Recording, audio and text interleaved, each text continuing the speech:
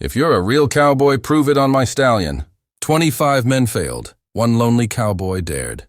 In the burning heat of July 1876, on the endless Texas frontier plains, whispers filled the dry wind about a widow who carried both sorrow and pride in her heart. Her husband had died years ago, leaving her with nothing but a wild black stallion no man could tame. She was known in every corner of town not for her tears, but for her challenge, sharp as the desert sun. Ride my stallion if you call yourself a real man. Cowboys came from near and far, their boots heavy with arrogance, their hats tilted with confidence. Yet one by one they were thrown into the dirt, broken in spirit and body. The people laughed, the people gasped, but the widow never smiled. For behind her fearless eyes lived a story of loss and longing. And as the crowd waited for the next brave soul, suspense grew like thunder before a storm.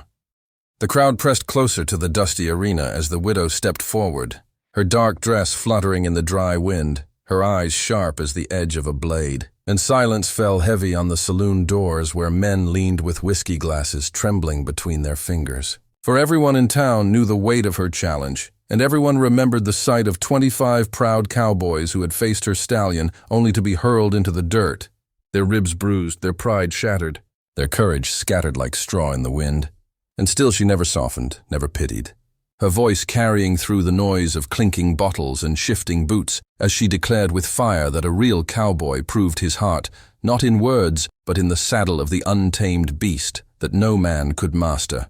And each time she spoke those words, the air grew colder despite the summer heat, because the men understood that she was not merely testing their strength, but measuring their very soul. Yet still they gathered with restless hunger for spectacle, eyes wide, hoping that the next challenger might succeed where all others had failed, though deep inside every witness feared that no one ever would. For the stallion was no ordinary creature. It was a shadow of thunder, its hooves striking sparks against the earth, its nostrils flaring with rage, its eyes burning with wild defiance. And when it bucked, it threw riders like twigs into the dust, leaving them gasping, crawling, or limping away in shame, while the widow stood calm, her lips set, as if she had already buried too much pain to flinch at another man's fall. Yet beneath her steel there lived a hidden ache, the memory of her husband whose last gift had been this very stallion. Untamed and proud, a beast that mirrored her loneliness, and though the town only saw a challenge, she alone knew it was her way of holding on to the past, of testing whether anyone alive still carried the spirit her heart longed to trust again. So night after night the crowd returned, lanterns glowing, laughter mixed with fear, children climbing fences to see the chaos, women whispering about the widow's iron pride, and every man who dared stepped forward with a smirk that quickly died when the stallion roared beneath him. But tonight the saloon echoed louder, her words rang sharper, for she seemed to demand more than entertainment. She seemed to cry out to destiny itself, her voice trembling between anger and sorrow as she raised her chin and announced once more that only a true heart could ever hold that saddle. And the town waited with bated breath, knowing the 26th man might ride in at any moment. A stranger, a drifter, or perhaps no one at all. Yet still their eyes clung to her figure, to the stallion stamping sparks into the earth, and to the unspoken truth that this was not just a test of courage, but the beginning of a story no one would dare forget. And just as the restless crowd whispered among themselves, the sound of hooves drifted from the horizon, steady and low like a heartbeat rising from the earth, and soon a lone rider appeared through the shimmering heat of the plains. A figure bent with dust on his shoulders and shadows in his eyes, his hat pulled low, his coat worn thin, carrying silence heavier than any weapon. And as he passed the saloon, the townsfolk leaned forward with curiosity, some smirking, some doubting, because they had seen men like him before, wanderers who came chasing glory and left with broken bones, and whispers curled through the air that this stranger was no different, that the stallion would crush him as it had crushed all the rest. Yet something about his presence unsettled the mocking laughter, for he did not boast, he did not even speak. He only tied his horse to the post, brushed the dust from his boots, and stood in the middle of the street as though the weight of the town meant nothing at all. And while others shouted, testing his pride, he gave no answer, only the slow lift of his eyes that revealed pain deeper than wounds and scars, a sorrow carried so quietly that no one dared to name it. And the widow, standing near her wild stallion, felt a strange stillness settle in her chest. for she saw not arrogance in this man but a calm strength, an unshakable patience like a river that cuts through stone. And as their gazes met, the crowd hushed, sensing an unspoken current running between them, though they could not explain it. And the stallion, restless and fierce, pawed the dirt as if it too recognized the weight of the moment, snorting clouds of dust into the air while the stranger slowly stepped forward, his hand brushing the reins of his own weary horse before letting it go. His movements steady, his silence louder than any challenge, and the murmurs grew sharper around him, men whispering that he was already doomed, women clutching their children to keep them back, the bartender muttering that he had seen this ending before. But the widow never looked away, her lips pressed tight, her eyes searching, as if some hidden part of her prayed that this rider was different, that perhaps this was not just another man chasing fame, but a soul strong enough to see the stallion not as a prize, but as a living beast carrying her grief.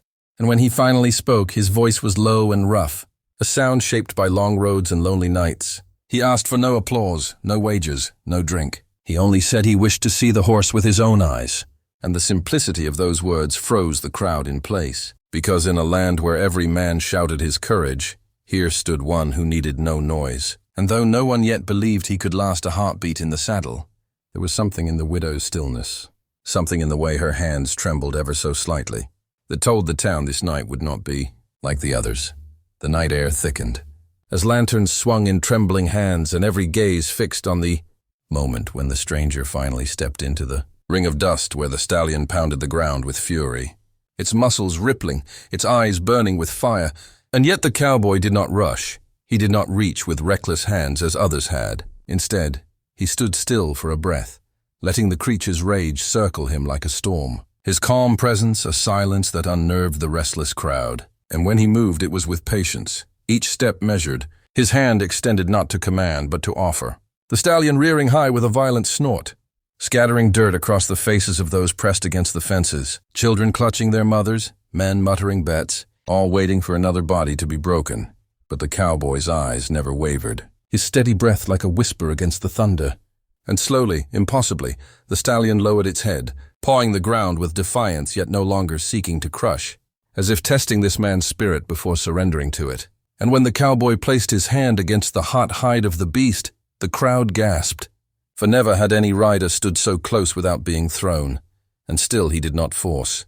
He waited, his silence stronger than rope, his patience deeper than whip, until with one fluid motion he swung into the saddle, and the instant his weight settled, the stallion exploded with power, leaping, twisting, kicking against the night sky as if it would fling him into the stars, the crowd shouting, fists raised, voices breaking with disbelief, but the cowboy gripped tight, not with violence, not with fear, but with quiet courage, his body moving with the rhythm of the animal's fury, every second stretching into eternity. And sweat streamed down his brow, yet his gaze held steady, locked on the horizon, refusing to fall, while the widow's hands clutched her shawl at the edge of the ring, her breath caught, her heart pounding louder than the cheers. For she saw not a man conquering a beast, but a man reaching into its wild soul and asking for trust.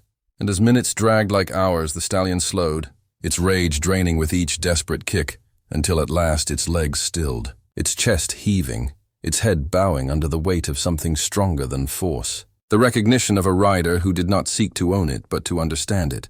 And silence spread heavy across the town, broken only by the sound of hooves settling into calm earth. And when the cowboy remained seated, tall and steady, the people erupted with a roar that shook the windows of the saloon, a cry of triumph and disbelief. For the impossible had been done, the untamable had been ridden, and in that suspended breath between chaos and awe, every soul knew they were witness to history written in dust and fire. And as the cheers thundered across the plains, the stallion lowered its mighty head in surrender, not in defeat, but in rare acceptance, and the cowboy remained still in the saddle, his chest rising with quiet strength while the crowd shouted his name, though he had never given it.